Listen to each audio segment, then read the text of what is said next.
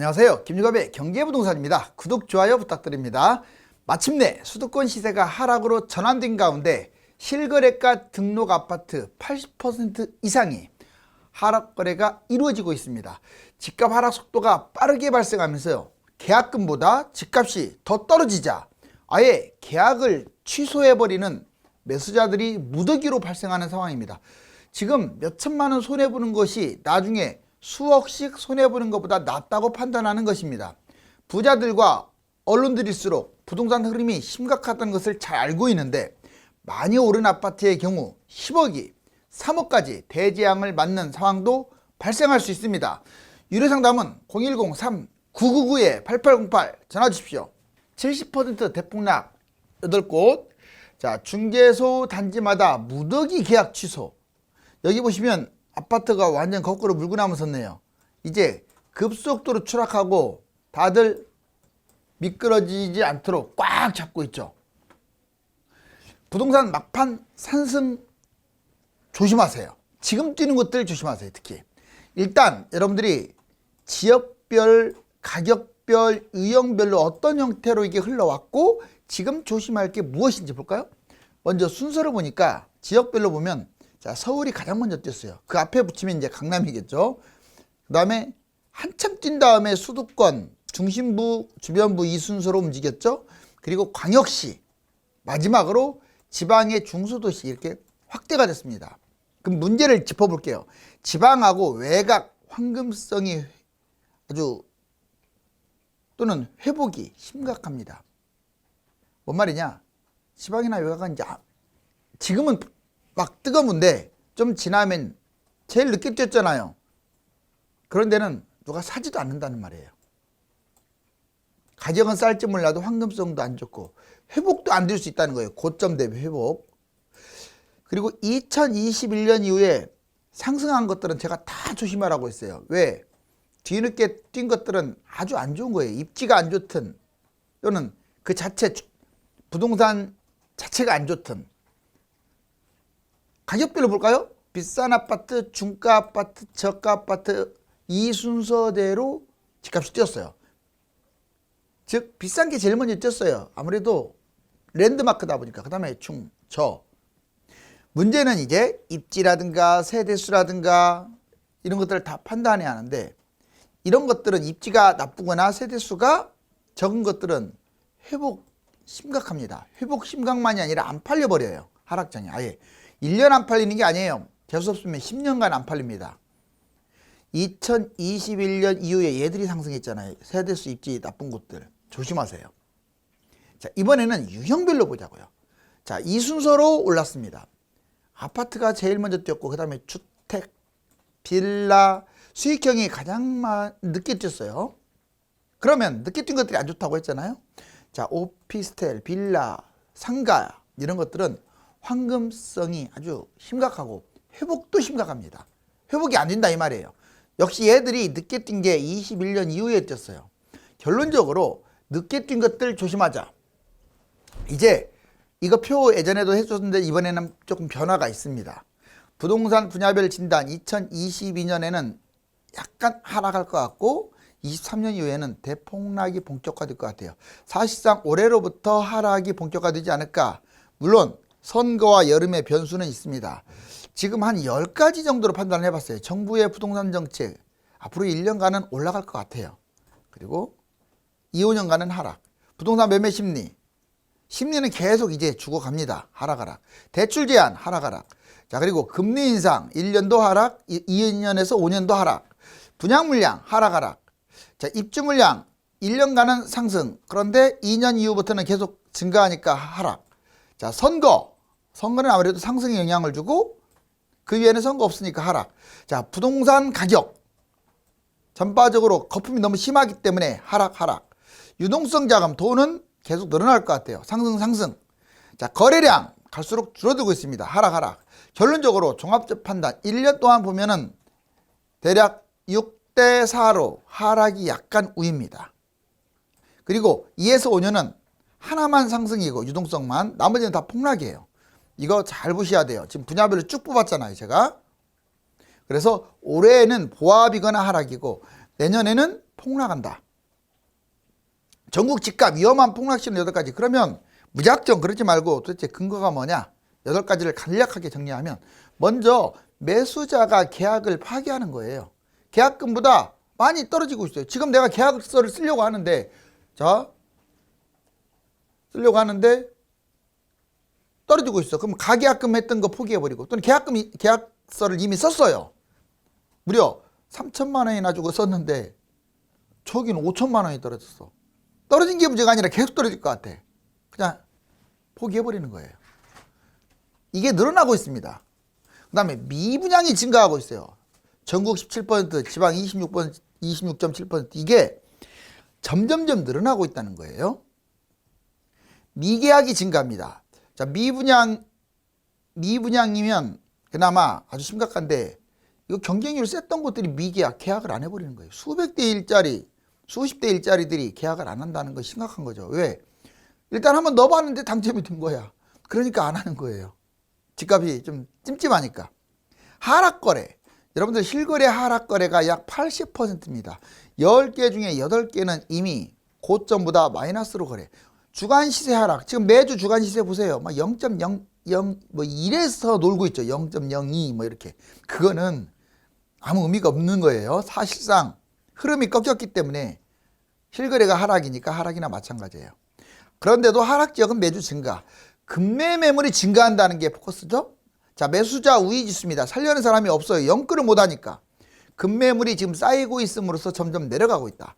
자, 핵심적인 게 하락하고 있다. 이런 것들은 뛰어야 하는데, 자, 강남이 점점 내려가고 있고 소형들은 마이너스로 전환됐고 신축들이 마이너스로 전환됐다는 게 아주 안 좋은 거예요. 이건 다 선호하는 것들이잖아요. 자, 그 다음에 거래 급감. 매수자가 실종되는데 거래량이 늘어날 이유가 없겠죠. 이렇게 8가지나 무려 아주 엄청난 하락 신호가 발생하고 이게 단기간에 회복되기 어려울 것 같아요. 자, 현재 부동산 분양, 매매, 갈아타기 최선의 방법이 뭐냐? 그럼 여러분들 상황에서 어떻게 해야, 내가 이 시점에서 어떻게 해야 하느냐? 그냥 정상적인 아파트를 갖고 있으면요, 떨어지고 올라가든 간에 뭐 빚도 없다면 뭐 본인이 너무 투자 목적으로 접근 안 한다면 끌고 가도 돼요. 떨어졌다도 올라가니까.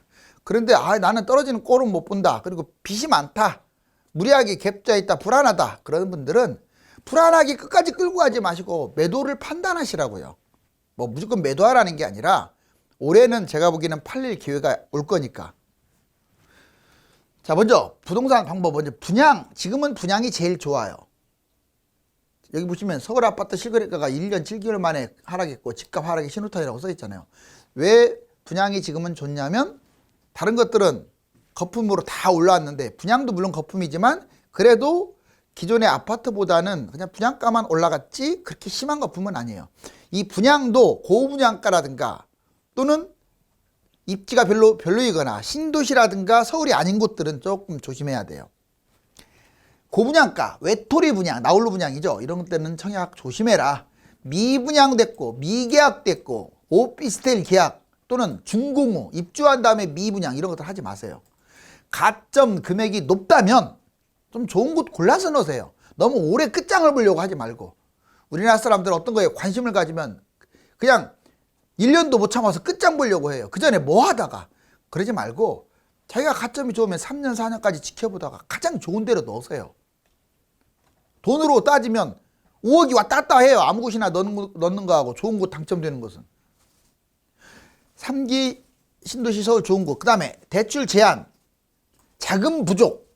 내가 대출 제한이 있고 자금 부족. 의무적으로 입주해야 할 아파트들이 요즘 생겼죠. 이런 것들을 신중하세요. 물론 투기를 막기 위해서 이런 것들을 만들었지만 특히 막 집단 대출 안 해주거나 의무적으로 입주해라 몇 년간. 이거는 진짜 솔직히 말할게 빨갱이 정책이에요. 이것은. 어떻게 자본주의에서 이렇게 의무적으로 입주. 아니 이건 아닌 것 같아요. 자, 매매, 영끌, 무리한 갭 투자, 급매라도 조심하세요. 지금 영끌자 많이 줄었죠. 무리하게 갭 투자하면 안 돼요. 지금은. 이거 급매 무슨 급매입니까? 이제 폭등한 상태에서 조금 떨어진 걸 급매라고 생각하면 안 돼요. 폭등 후에 조금 하락, 매입 시기를 좀 더 늦추세요.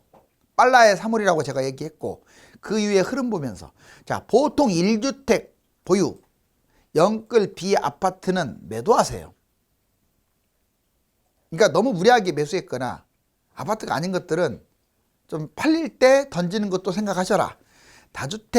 다주택자들은요, 글쎄 만만치 않는데 제가 보기에는 중과세 이 흐름은 집값이 지금 내려가고 있는 상황이라 중과세 안 해줄 것 같아요. 물론 이제 지자체 때 그때는 모르겠는데 중과세 완화 안 해줄 것 같아서 다주택자들은 빨리 털어내는 게 나중에 폭락보다 훨씬 낫겠죠. 물론 지자체까지는 조금 더 볼 수는 있습니다. 갈아타기 보세요. 영끌 무리하게 이렇게 불안한 사람들은 아예 금액을 줄여가지고 갈아타거나 매도해버리세요. 외곽, 나홀로 아파트, 비아파트 이런 것들은 매도가 최선이라고 했어요. 갈아타도 안 돼, 이런 건. 정상적인 아파트는요, 그냥 지금 끌고 가도 돼요. 뭐 지금부터 폭락장까지 그냥 끌고 가다가 더 많이 떨어진 걸로 갈아타면 되죠. 물론 나는 그렇게 못하겠다 하는 사람들은 뭐 팔아도 상관없습니다. 자, 이제 부동산 폭락 사이클, 이걸 한번 제가 시도를 해볼게요. 자, 여기 보시면 이제 이게 지금 부동산의 실제 사이클이에요. 뭔 말이냐? 자, 이렇게 올라가다가 쭉 떨어졌다가 올라갔다가 쭉 떨어졌다가 올라갔다 이렇게 했는데, 자, 여기 이제 쭉 올라갔을 때 2009년에 거품 가격이었어요. 이게 지금 빨간 거 실거래가고요, 파란 것은 매물 가격이에요. 잘 보세요. 빨간 거 실거래가보다 파란 게 더 위로 올라가 있죠. 올라갈 때는 매물이 매도 호가니까 호가가 더 올라간 거야. 떨어질 때 보세요. 이렇게 떨어질 때 실거래가보다 매도 호가가 더 내려가요. 이렇게 떨어질 때는. 그리고 또 올라갈 때는 호가가 더 올라가죠. 떨어질 때는 호가가 내려가고. 자, 이때도 마찬가지. 결론적으로 올랐다 떨어졌다 올랐다 떨어졌다를 반복을 하는데, 집은 어떻게 됐어요? 이거 쭉 초록 보라색을 보세요. 보니까 우상향하고 있죠. 집은 올랐다 떨어졌다 하면서 결국 올라가기 때문에 무주택을 장기간 가면 안 좋아요. 꼭 아파트로 올인하세요. 자, 이제 여기 보시면 2009년에 거품가 아주 최고로 뛰었어요. 호가가 아주 높아요. 그런데 밑에 보세요. 2013년에는 초급매예요. 호가도 낮네요. 아주 많이 떨어졌죠. 그 다음에 2021년 작년에 최고초로 올라갔어요. 호가도 높고. 그러다가 이제 예측입니다. 이제는 2026년 정도는 아마 이 정도로 이렇게 빠질 것 같아요. 모양이 거의 비슷하죠. 꼭 연도가 정확한 건 아니지만 그 다음에 또 올라갑니다. 결국은 우상향이니까 2032년에 이렇게 되고 그 다음에 상당히 많이 올라가죠. 그렇지만 이게 다 올라갈 것 같지는 않아요. 이때는 인구 감소가 20년부터 시작을 했기 때문에 서울이나 그 다음에 수도권의 중심부, 지방도 광역시에서 좀 괜찮은 곳들은 회복하겠지만 대부분의 곳들은 회복도 못하고 망할 것 같아요. 자, 여기 보시면 이제 정부 정책을 보자고요. 규제가 이렇게 올라갈 때는 강화돼요. 중간 정도에서 규제가 나오기 시작하는 거예요. 그 다음에 떨어질 때는 규제 완화. 규제가 뭐냐? 세금, 그 다음에 실거주, 청약도 규제 많죠. 이런 것들. 자, 이런 것들이 해소된다는 거예요. 또 규제 강화. 떨어지니까 규제 완화. 올라가니까 규제 강화. 너무 많이 떨어지면 부양책을 써요. 부양책이라고 써있죠. 2013년에 썼어요. 실제로. 2026년에 진짜 많이 떨어지면 부양책 씁니다. 이때 집을 잡아야겠죠. 결론적으로 세 가지. 집값은 폭등과 폭락 반복하네요. 진짜 폭등 폭락. 폭락장 매수나 갈아타기를 한다. 이렇게 폭락장에 매수를 하거나 갈아타기 또는 1+1로 집 하나 있어도 이때 하나 더 잡아도 돼요. 분양권을 잡거나. 마지막으로 아파트는 선별적으로 계속 오른다. 이렇게 우상향한다 이 말이에요. 다만 다 뛰는 게 아니라 좀 선별적으로 뛴다. 좋은 것 위주로. 자, 이제 집값 폭락 4대 징조. 금리 오르면 유동성 버블이 꺼진다라고 나왔는데 올해 집값 최대 20% 꺾일 것이다. 자, 경매, 증여, 실거래, 미분양 이걸 보면은요 앞으로 집값이 어떻게 갈 것인지를 알 수 있어요. 경매 낙찰가 추락 계속하고 있다는 것은 여기 보세요. 집값 1% 빠지면 경매 낙찰가가 무려 10%나 추락하는데 21년 낙찰가율 107에서 100으로 낙찰률은 57에서 42로 계속 떨어지고 있죠. 집값 하락한다 이 말이에요. 증여가 또 감소하고 있습니다. 너무 지금 집값이 비싼 데다가 증여세 많이 나오잖아요. 앞으로 계속 떨어지는데 미쳤다고 증여를 하겠습니까? 차라리 팔아버리지. 여기 보세요. 집값 하락 징조에 증여 2014년 수준까지 떨어졌어요. 증여를 안 한다 이 말이에요. 이제 최고 2020년 하반기 23만 건이었던 게 지금 21년 하반기 24만으로 거의 10만이나 줄어들었어요. 자, 실거래가는 당연히 하락하죠. 19년 3월 이후에 21년 11월 달 지금 처음으로 실거래가 하락을 했습니다. 서울 22년 7월 달에 2.4%, 이제 올해 7월 달에 2.4%나 올랐던 것이 지금 실거래 기준으로 11월 마이너스 0.79까지 떨어진 상태예요. 서울이. 서울만 그런 게 아니라 경기도, 인천 마찬가지예요. 자, 미분양 미계약 볼래요? 분양 실사지수 100이 중간인데 서울 85, 경기 74, 대구 39 숫자가 낮을수록 안 좋아요. 미분양이 많다는 거예요. 또는 미계약이 많다는 거예요. 지방은 미분양, 수도권은 미계약, 경쟁률은 점점 떨어지고 있다. 앞으로 미분양 3기 신도시나 서울 이렇게 좋은 곳들 미분양도 곧 나올 것 같아요. 자, 부동산 하락장은 호재가 최대 악재다. 이거 꼭 기억하세요. 2024년에 여기 뭐 좋은 거 들어서는데 그때까지 끌고 갈까요? 어떻게 하나요? 그때까지 상승을 하면 끌고 가는데 상승 가능성이 적잖아요. 24년, 25년까지. X입니다. 서울, 강남이 떨어지면 다 떨어져요. 오히려 이렇게 생각하세요. 그 호재가 24년에 발생이 된다면, 완성이 된다면 그 전에 이 호재 때문에 폭락한 거예요. 아니, 폭등한 거예요. 그러니까 폭락하는 거예요. 오히려 거꾸로 떨어집니다. 그때까지 기다리는 것은 그 지역만 보고 기다리면 안 돼요. 다 연동을 하기 때문에. 그리고 미리 선반영됐기 때문에. 자, 괜히 비싼 아파트 샀다가 통보하는 사람들. 호재가 최대 악재라고 분명히 말했는데 입지 좋은 곳들이 많이 떨어져요. 장기적으로 나쁘다는 게 아니라 하락할 때. 여기 보세요. 강남 가장 많이 떨어지고 신도시, 그 다음에 지방 명품 아파트 이런 것들 똘똘한 아파트가 폭락을 합니다. 장기적으로 좋으면 뭐예요? 한 4, 5년은 난리 나는데 지역별로 비싼 아파트 상승장 거품이 높아가지고 폭락. 두 번째 여기 잘 보세요. 신도시 재건축 재개발 많이 뛰었죠. 이런데 신도시 재건축 재개발 아파트 호재로 엄청 뛰었기 때문에 이미 상당수가 선반영돼서 거품이 폭락을 해서 많이 빠집니다. 기억하세요. 특히 프리미엄이 많이 붙은 재개발 망합니다. 한남 뉴타운 제일 많이 떨어질 거예요. 이제 보세요. 다음에. 자, 그냥 고분양가, 분양권 프리미엄, 조합 매물 거품 높아서 폭락을 합니다. 그러니까 프리미엄이 많이 붙은 것들 잡지 마세요. 이번에 GTX 전철 기타 호재 이런 것들은 뭐 GTX 전철 스타필드 내 무슨 그 지역이 뭐가 들어오네. 주변 호재는 선반영돼서 거품 폭락. 상승장은 호재 때문에 뛰지만 하락장에는 오히려 거품으로 선반영돼서 폭락을 한다. 자, 이제 부동산 장기적으로 이번에는 약간은 단기적으로 위험한 거야. 좋은 곳들. 장기적으로는 좋으니까 뭐 10년 내다보고 사도 상관은 없겠죠. 이번에는 장기적으로 아주 안 좋아요. 보세요. 지방의 비싼 아파트, 인구 급감, 산업체 이전하는데 얘 신고가도 못 찍고 오히려 손해볼 수 있어요. 수도권의 외곽 지역들 조심하세요. 지금 3기 신도시 이거 폭탄이에요. 1기, 2기, 3기. 벌떼처럼 지금 경기도는 들쑤셔가지고 인구는 줄고 1인 가구만 늘어나는데 집만 넘쳐나요. 물량 폭탄, 폭락후 정체, 이거 입주 물량도 이제 갈수록 늘어나잖아요. 하지 마세요. 비아파트, 빌라, 오피스텔 이거 살 시간이 어디 있습니까? 아파트도 남아도는데 평생 가난하게 살 수 있어요. 나홀로 아파트, 자 입지 좋아도 하지 말라고 했어요. 제가 이런 것들은 막바지 거품으로 올라가고 있고 폭락 후에 결국은 올라가지도 않고 정체할 가능성이 큽니다.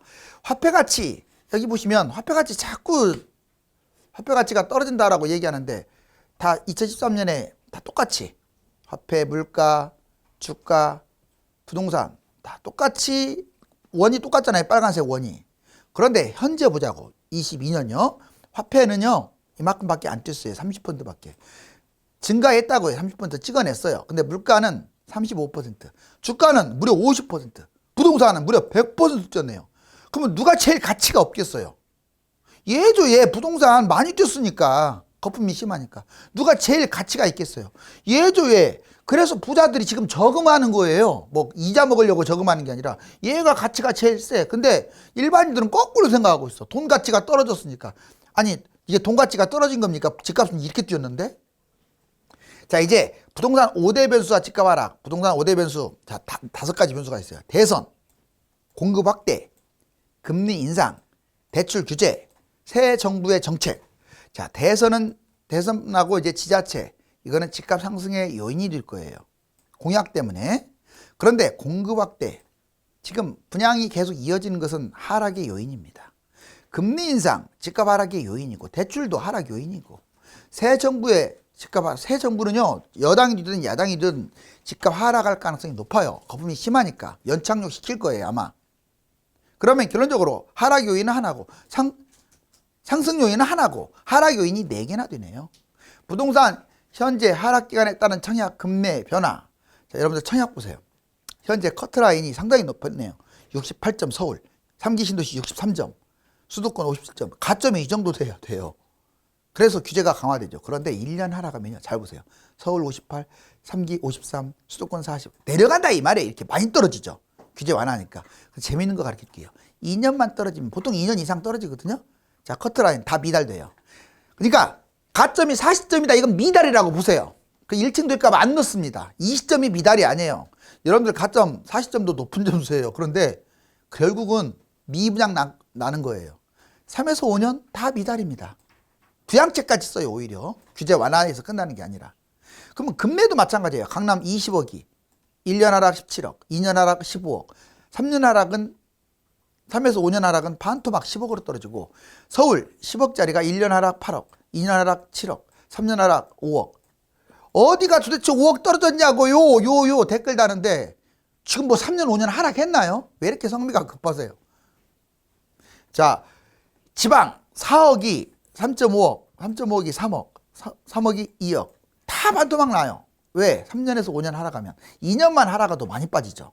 이제 아파트 금매 실거래 여러분들 이렇게 안 가다가 여기 막판에 뛴 거 보세요. 지금 3.5억짜리가요. 저희 푸른마을 인덕원 대우 13억까지 뛰었어요. 매물도 길게 걸쳐 있어요. 어떻게 된 게 8억부터 13억까지 매물이 있어. 이게 초록색. 자, 여기 제일 비싸게 12점 뭐 후반대 뛰었다가 여기 지금 많이 떨어졌죠. 이거 보세요. 자, 9억. 여기 12억까지 올라갔잖아요. 12억 4천. 최근에 2층이긴 하지만 9억. 그런데 11월 달 보니까 10층도 9억 1,500. 거의 3억 이상 떨어졌잖아요. 여기 보시면 실질적으로 입지가 안 좋은 것들이 늦게 뛰었습니다. 자, 오산, 시흥, 동두천 얘들이 2021년에 많이 뛰었어요. 왜? 그 전에 못 갔기 때문에. 여기 보면 못 갔다는 표시가 나잖아요. 색깔별로 보세요. 2017, 18, 19년에는 거의 뛰지도 않았어요. 좋은 곳들은 먼저 뛰네요. 이 노란색이 성남입니다. 그러니까 올해는 덜 갔지만 그 전에 많이 뛰었죠. 이전에도 마찬가지고. 그래서 2021년 늦게 뛴 것들은 조심해라. 강남은 이렇게 가요. 자, 꾸준히 뛰었어요. 2016년부터 어때요? 그러니까 좋은 거야. 입지가. 서울 마포 보세요. 강남보다는 좀 늦게 뛰었어요. 2017년부터 뛰었어요. 이렇게 꾸준히. 그 다음에 수원 영통. 자, 좀 더 흥부가 길죠? 그러다가 19년부터 뛰었어요. 제일 안 좋은 파주, 금천. 이제 경기도의 한 3분의 1 이상을 차지하는 반절 가까이를 차지하는 곳들은 이렇게 뛰었어요. 2020년 9월 달이라고 써 있어요. 9월 이후 2021년에 뛰어요. 자, 이제 코로나로 인해서 한참 동안 문제가 됐다가 이제 금리 인상합니다. 결국은 거품 분기가 돼서 이 금리 인상 때문에 사단이 나요. 오징어 게임의 모습이죠. 정상적인 대단지 아파트 1주택자는 부동산 폭등량과 상관없이 끌고 가는 것도 무방합니다. 그렇지만 영끌이나 무리한 갭투자, 다주택자와 법인들은 부동산 폭락에 대비하여 손절을 하는 것도 생각해야 할 시점입니다. 감사합니다.